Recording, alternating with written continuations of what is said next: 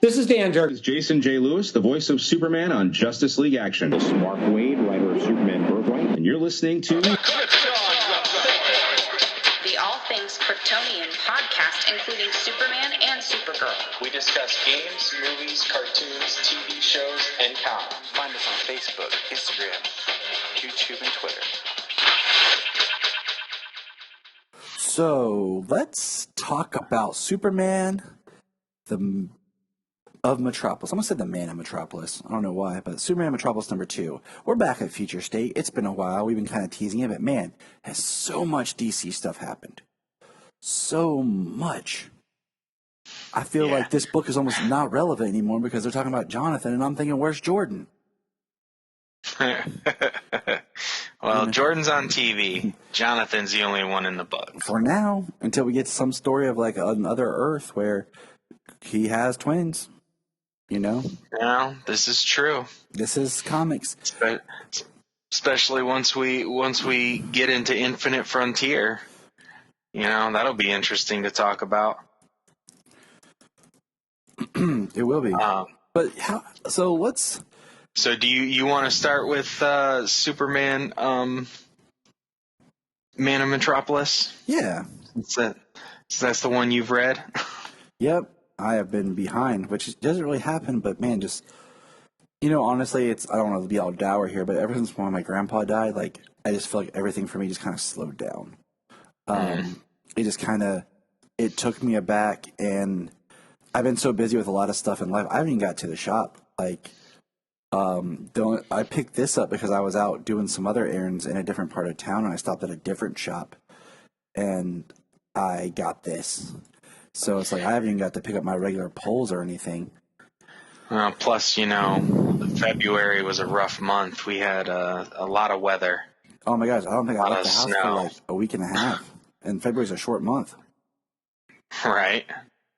So, yeah.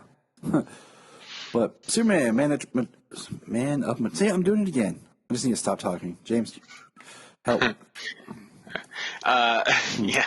So Superman, Man of Metropolis. See, you're doing it too. Yeah, you got me saying it now too. Superman of Metropolis. Yep, that's it. Number 2. We get back to John and Brain Cells, and Brain Cells has Metropolis because John has bottled it. And basically, you know, and Supergirl shows up, but basically, you know, John has to, he realizes it was a mistake to bottle Metropolis to keep it safe. And that what he did there actually put them in the predicament that they're in, being captive by Brain Cells. Who is a descendant of Brainiac. Yeah, I thought Brain Cells was a weird name. But it was cool. Yeah, well, it was something that they created, that him and Supergirl created from remnants of Brainiac. Because that never, you know, works out well. Yeah, right. Apparently they didn't learn the mistake from the generation before. I mean, I also like the fact when we have him fighting, and I like the idea of this Jonathan Superman without a cape. I just think it works for him. It's you know, it's like one of those visual cues, like this isn't Clark. Yeah, I think he looks better without the cape. I think Jonathan looks better without the cape, especially his suit. His suit has been drawn with a lot more red in it, and to have a big red cape, it just makes it a lot of red. You know, some people complain a lot of blue when there's no trunks. I think that, you know, having a red suit with the blue highlights it's a lot of red. It's a lot more. It's a lot different on the eyes, I guess. It is pretty on the eyes, just like my beautiful wife who came out here to say hello. Hello, beautiful wife.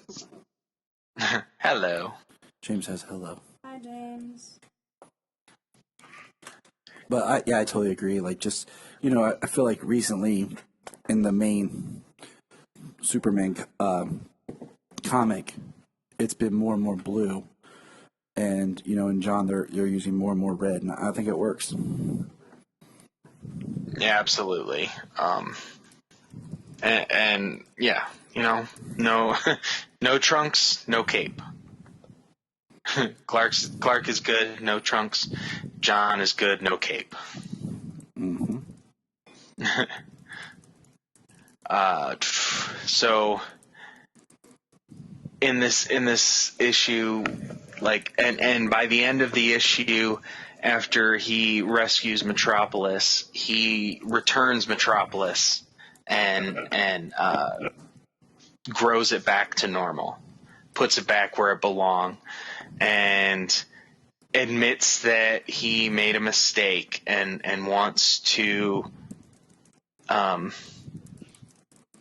and wants to do better. He wants to be better, and he wants to be the Superman of Metropolis. He wants to be their Superman, and he wants the chance to prove that. Which is great because I feel like it's a humbling moment for him. When he like fights all the other Supermen, I think it's interesting how they're all like blank faced.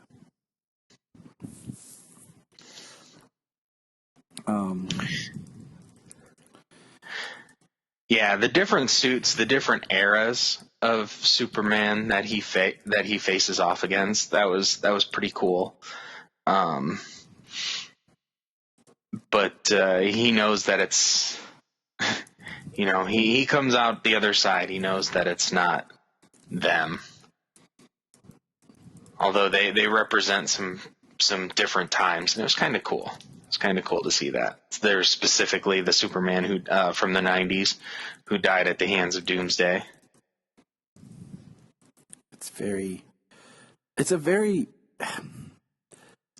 I feel like I know we were thrown into this story, but I feel like I was thrown into this story without even kind of getting caught up to feel like I'm part of this story.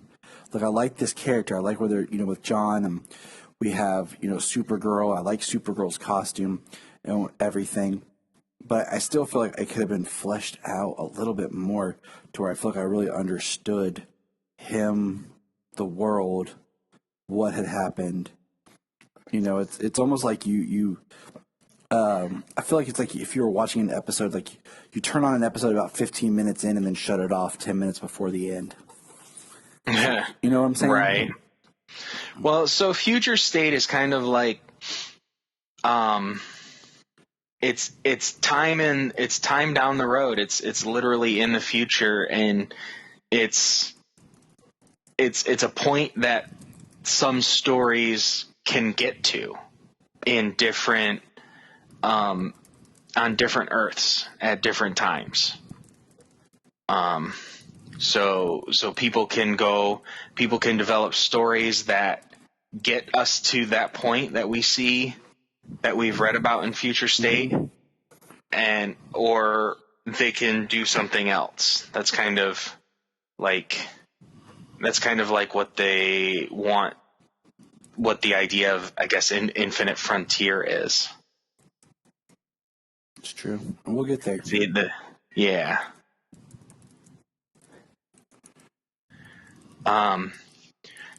So I read through a bunch of the different books. I'm just gonna kind of lump them together, like the Bat books. How were the Bat books?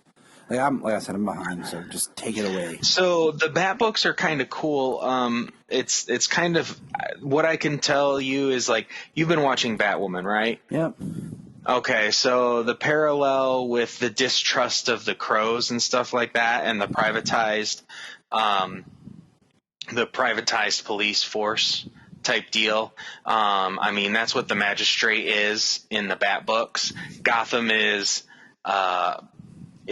being policed by a private militarized police force called the Magistrate, and like at the very beginning when they first came in, they shot Bruce Wayne, and Bruce Wayne was presumed dead, and then they presumed Batman to be dead, and then so Dark Detective is Bruce Wayne years after he was shot, and without his fortune, trying to be Batman and do what he does in a Gotham that is under complete and constant surveillance, with this militarized police force that abuses their power and hurts people and shoot to kill and all that kinds of stuff. So you got Batman, Bruce doing his thing there. You've got the next Batman, who is Jace Fox, who is kind of doing his thing from that angle. Mm-hmm. He was a military man, and he's being Batman, and he's actually the Fox family has the Wayne fortune. They inherited it after Joker War, and Catwoman actually got it back. Yeah, and they send it to the Fox family to control it, and it's interesting because like I've always said, like Batman without money, I don't feel is really Batman. That's Green Arrow. Green Arrow is like the vigilante without money. Like he works better without money, but like Batman without money, I feel like doesn't feel like Batman. Well, so the interesting thing is, we got some new teams moving forward. Mariko Tamaki, she or whoever, they did Bruce, they did Dark Detective, and that's going to be the team working on Detective Comics moving forward. So they got to lay a foundation with the character. Same thing with Superman, Worlds at War. The writer on that, who is that? Let me see. I know there's an ad here. Philip Kennedy Johnson. Yes. Got to write Worlds at War, which was pretty cool when you get to see Superman on War World fighting gladiatorial fights. That is pretty awesome. And that was pretty cool. If you haven't read that yet, so Superman is on War World. He's fighting these gladiatorial fights, and what happens is, he's fighting it. There's swords. They're killing each other, and Superman's not killing anybody. He's actually like protecting the weak in the arena, kind of a thing.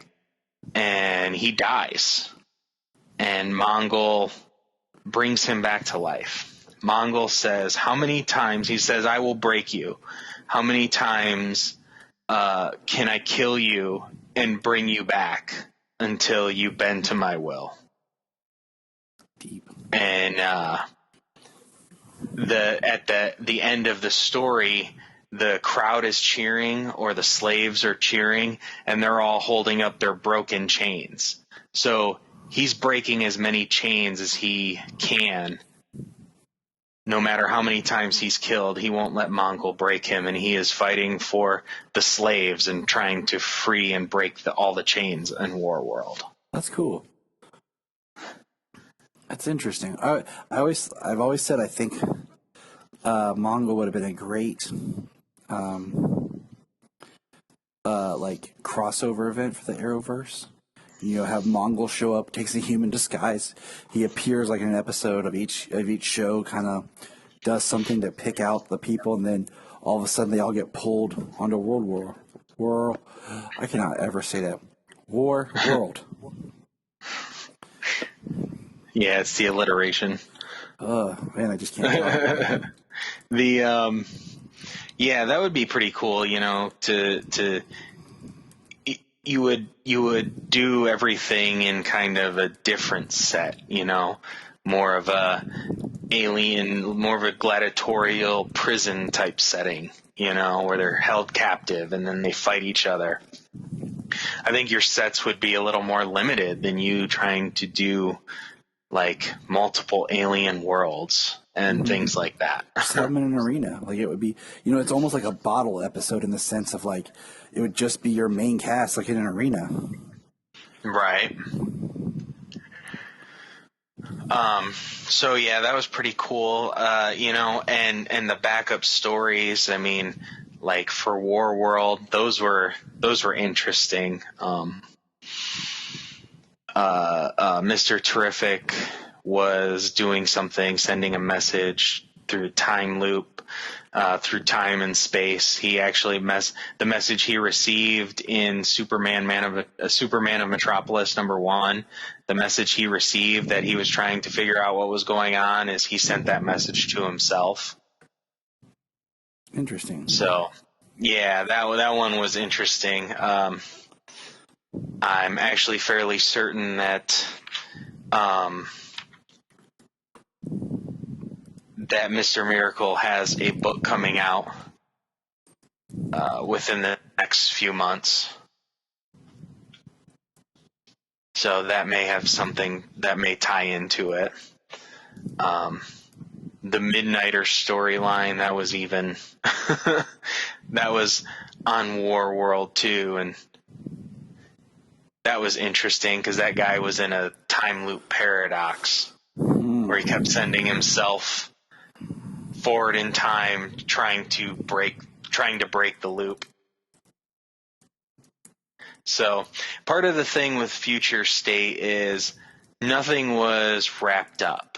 You know what I mean? Not entirely, anyways. Little things here and there. It was a weird kind of event story. It's like some what ifs almost type stories because it's just like here's a little bit here, here's a little bit there, and I don't know. It's interesting. We just have to kind of see what happens. Right. I read Green Lantern. They finished the John Stewart story over there. They did a Teen Lantern story because Teen Lantern went to Oa and then was on Mogo getting transported somewhere. I can't remember. I read it 2 weeks ago. But when when Oa was destroyed and the battery was destroyed, like Mogo in this vast darkness of space where Mogo was like the only light because it would take too long to travel around it. So Mogo was literally like the transport through this vast nothingness of space where there's no light whatsoever. And when the battery died, Mogo lost its power to move. Because that's what it's a sentient planet, but it's only able to move and really communicate because of the power battery, because of the energy of willpower. And so Teen Lantern ended up stuck in this vast darkness, and Mogo just has this little bit of energy, this little bit of light or whatever, and like they're taking care of each other. And that was about that. Wow. So there's a lot of interesting stories out there. The Immortal Wonder Woman, like I wanted to read that one. Well, at the very end, she's immortal and she's flying through basically space. There's nothing. There's no, like, I forget what they called it, but it consumed everything. Like she flew through space and eventually came across the floating globe of the Daily Planet that was just out there. And the last being she came across was the Spectre. Spectre was the only being out there. And once they reunited, the Spectre disappeared. And she was there to be consumed by the end. And like it started to consume her, but then for whatever reason, she lit up and broke free and like endured. It's not the end. So I don't know, but that's how it ended. Interesting. Very interesting. Yeah. There were some really interesting stories. There were some good ones. There were some decent ones. Like Robin Eternal was good. I haven't gotten to read Nightwing #2 yet, but I want to. Shazam was interesting. I feel like Shazam's one of those characters they don't know what to do with. Like, the Jeff Johns run ended, and it felt like it ended kind of early. And now they're just like, what do we do with this character? Do we... what? Right. So, like, Shazam was tasked with keeping... Oh, what was it? I forget. Neuron and others in hell, in the Rock of Eternity. And that actually meant spending eternity as the guard of the gate inside of hell. Like, he could never change back. He could never become Billy again. That sucks. But a deal was struck, and Billy was left chained to the door in hell, and Shazam was out in the real world, but was being tricked by the eyes of Neuron. And so Shazam was killing people, believing they were being, believing they were demons, or believing demons were trying to get them or something. That's heavy. But then Deadman jumped into Shazam's body and forced him to say the word. And the magic was returned to the Rock of Eternity, which freed somebody. They called her the Queen, but she looked a hell of a lot like Raven. Because she had the 4 eyes like Trigon and like the hood and stuff. But the art was a bit different, so it looked like Raven to me. Interesting. Yeah. I always thought it'd be kind of fun to do a Shazam / Billy Batson story of like Billy Batson in the future, where he's like a 40-year-old man, overweight, balding, and just kind of let himself go. And then when he says Shazam, he goes back to being, the perfect, idolized Captain Marvel looking guy. Just kind of like flip the script, Instead of being the child wanting to be the adult, it's the adult who wasted their life wanting to go back to being this idolized figure. Right. That would definitely be more of a tragic story, especially maybe if he's even older than that. Like, if he's not Shazam, he's he's getting dementia or something. See, I think that'd be interesting, like to continue on. Like if you did it like as one large story, but like starting with like a 40-year-old middle-aged man where he still has that I'm still young, I can still do stuff kind of energy. Like I still matter. But you realize because of Shazam, Billy kind of let himself go and didn't really, amount to anything as Billy. And then, if you do him as older, it's kind of more like just looking back on the glory day. It's kind of like the 3 Doors Down video for Kryptonite, kind of superhero. And it's just, I don't know, it's just be something kind of cool to play with, I guess, because I always, thought that Shazam wasn't the idea of what Billy would look like grown up, but like what his subconscious idea of like the perfect adult man that he wishes he could look like, kind of, his idolized version of himself, his true self-actualization. Like, this is what I want to look like. This is what I would be like if I was, an adult. So, yeah. So then we have the Justice League, and the Justice League was taken down by some white Martians, and they were able to fight against the white Martians, who looked exactly like them, because of certain things they knew about each other, because they had the rule that they didn't fraternize outside of, Justice Leaguing. And so, like, certain things they knew about each other, and deciding to learn more about each other, because it was the rules that kind of got them captured in the first place. So they changed the rule.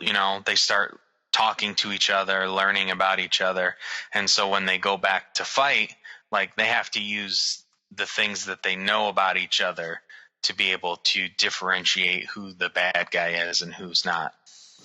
That's cool. I mean, I seems like there's a lot of great ideas going around in Future State.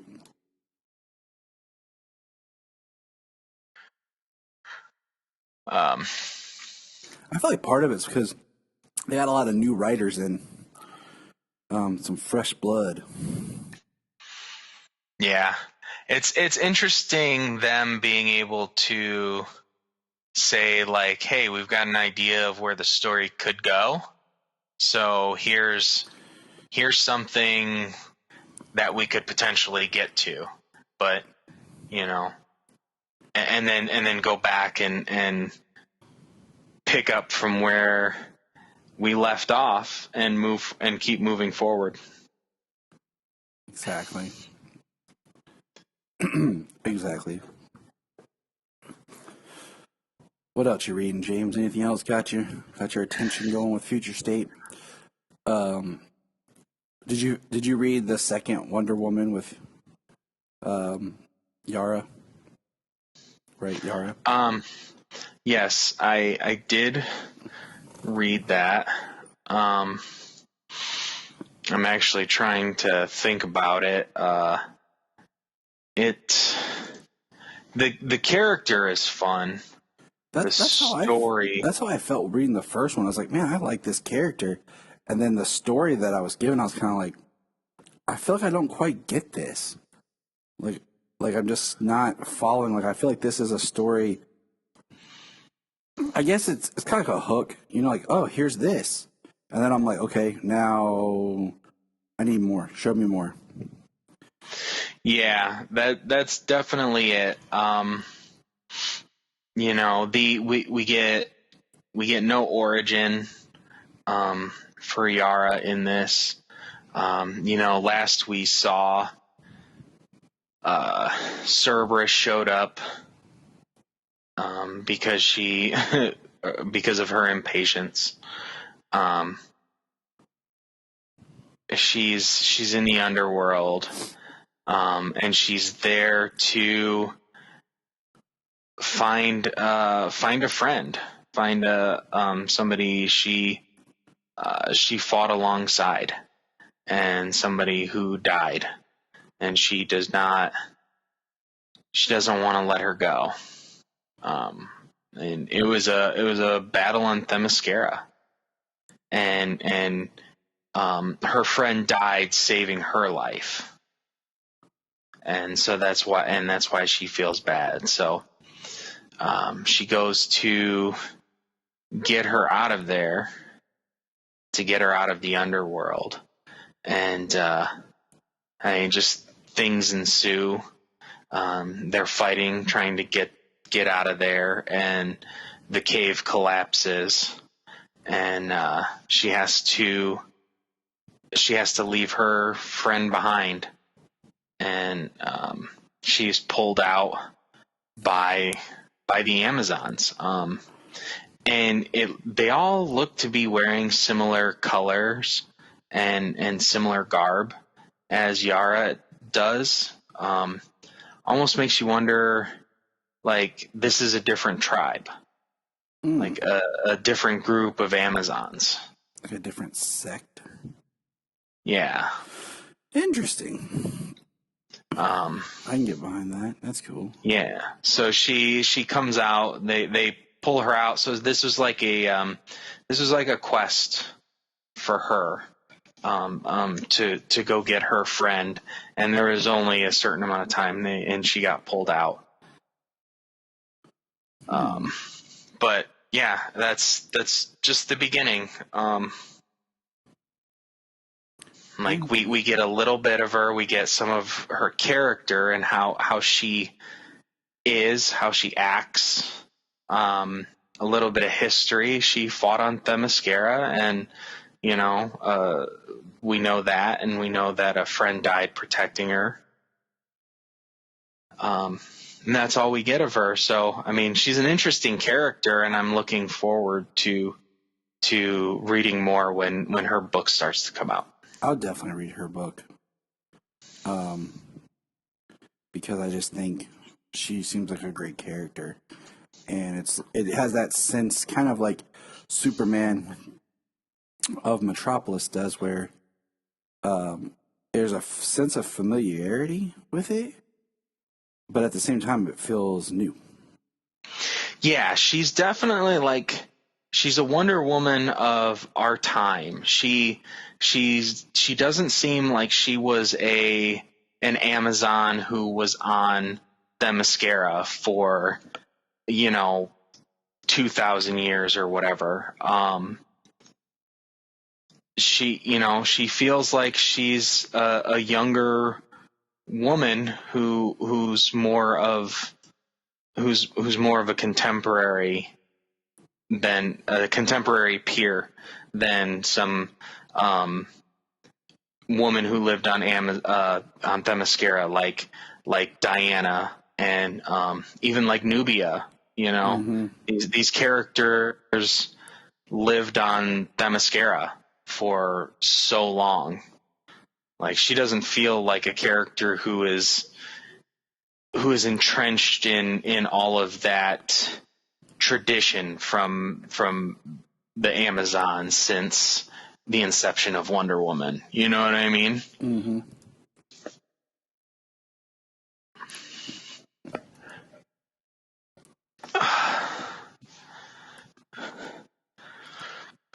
I think that is something that we kind of need. Like, it's like we want this character, but it's like at the same time, I don't want a reboot of Diana, like a new, like, oh, we'll make Diana like this. But giving me a character like this is like, oh, okay, I'm getting a Wonder Woman, but I'm getting something I feel is new. Yeah. Yeah, and she's definitely not Diana. Not in the least. So that's really cool. And you get to see her again in Superman and Wonder Woman. And they had the race. It was actually interesting how they, I believe they switched parties. Like, Superman didn't end up racing the sun god. Diana did. That's interesting. I believe that's what it was. Yeah, because Diana is trying to like be able to ride and tame the moon dragon, or the moon horse. The blue one. That sounds hippie. Yeah. I should go tell you. Like, but Yara can't ride it, and it has more of a kindred spirit with Superman. And so, yeah, it's interesting though, because there's a part of the story here where Superman's like, what time is it? And they're in the Arctic. Who can tell? Just in time. Thank heavens. Where are you going? I made a promise. And it's a Superman, and there's a black hole. And he says, and there, it's done. What is done? What is that? And it says, the room is tuned to resonate through to an alternate dimension. I encountered the planet Circlon's distress signal while traveling through with the Legion of superheroes in 31st century. There is a black hole at the heart of their galaxy. The planet was about to be pulled into it. Professor Choi helped me develop this black hole gun. It fires a pure amplified form of atomic energy. Shot directly into the black hole's singularity, it creates the growth of an insertion disk so large that its event horizon expels and rejects matter such as Circlon. You've been force feeding a black hole until it throws up. Pretty much, yeah. Pushes the planet out of the danger zone for a while. But if the black hole was destroyed, their whole orbit would collapse. So I have to do it again each day before 10:30 a.m. Every day could be their world's last. Like, and she's like, you do that every day? When was the last time you took a day off? Like, John is trying so hard to be Superman. He never takes a day off.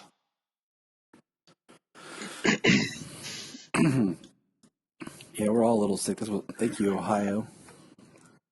Right.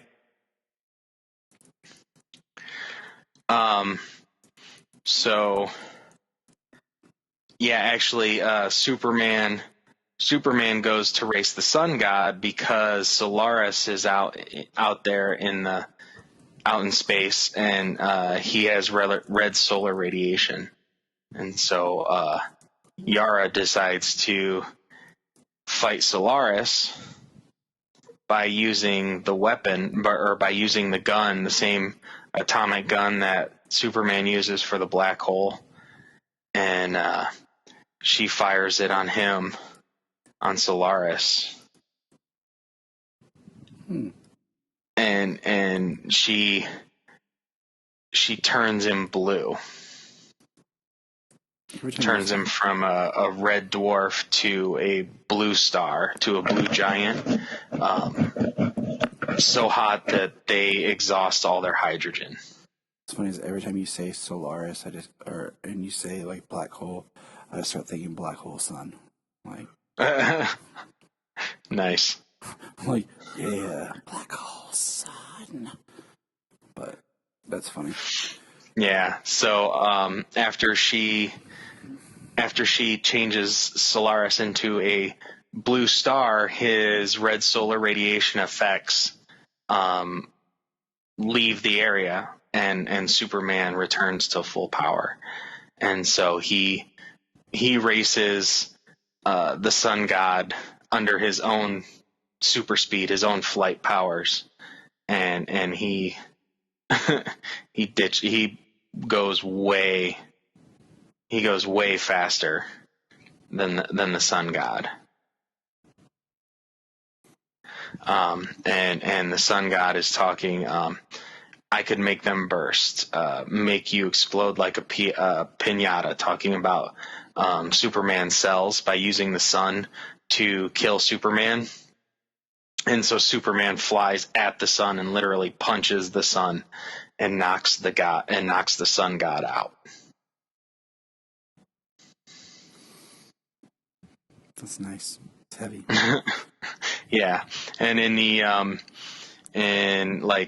like the epilogue of the last page, it's 8:29 in Metropolis. Superman is not there. He is taking a day off, because Superman usually writes "Hello Metropolis" in the sky, and it says that is in theory, and it's got Yara coming out in a spacesuit with the atomic gun. It says, "Damn it, John, what are you doing here? I told you I have this covered."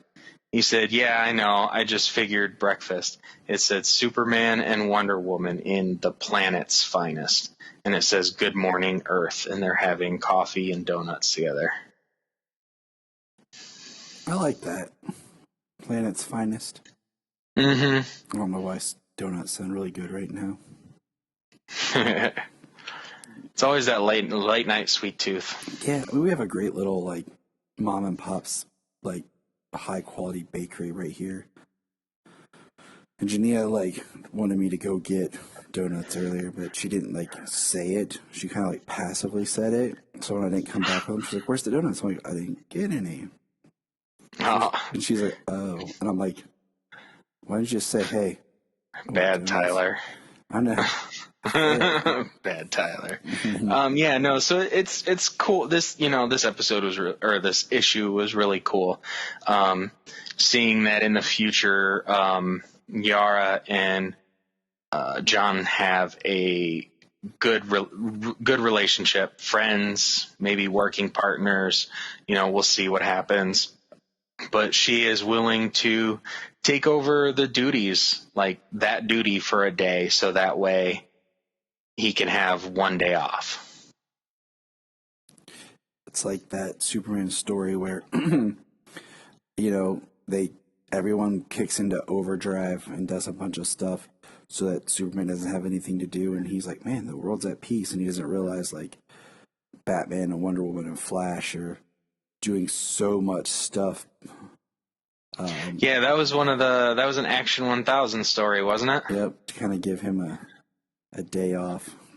Yep, a day just to be dedicated to him, for him to have the day off, yeah. So it's good stuff, good stuff. Any other future state kind of jumping out at you, or? No, I think that's mostly the highlights of Future State that I read. Batman was good. Most of the Bat books were good. I like the Superman books. The backups were a little iffy, but the Superman stuff was on point, both with John and Clark. The next like I said, the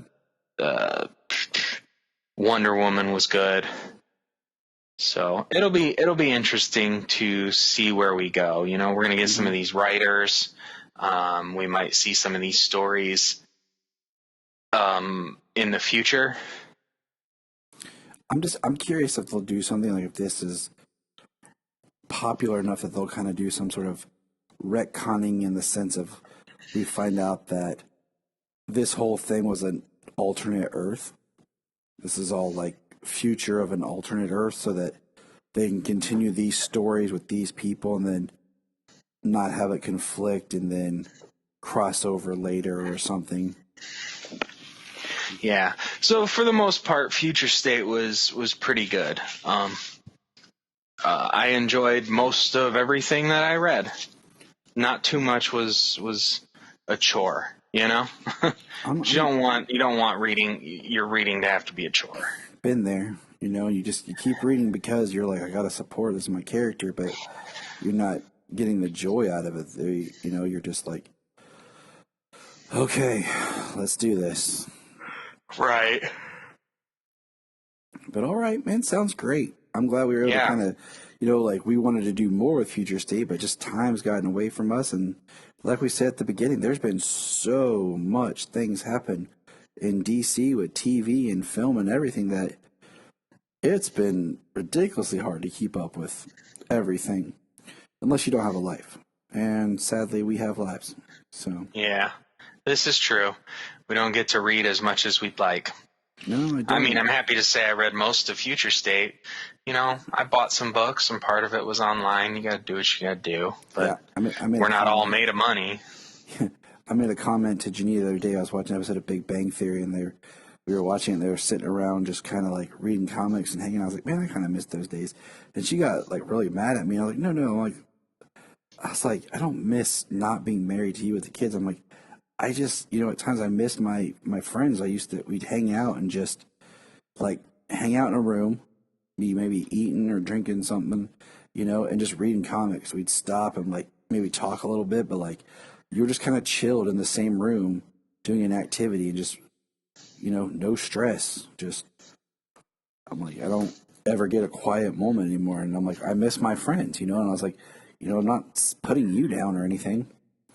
I'm like, I just miss my friends. So, yeah. Yeah. So I agree.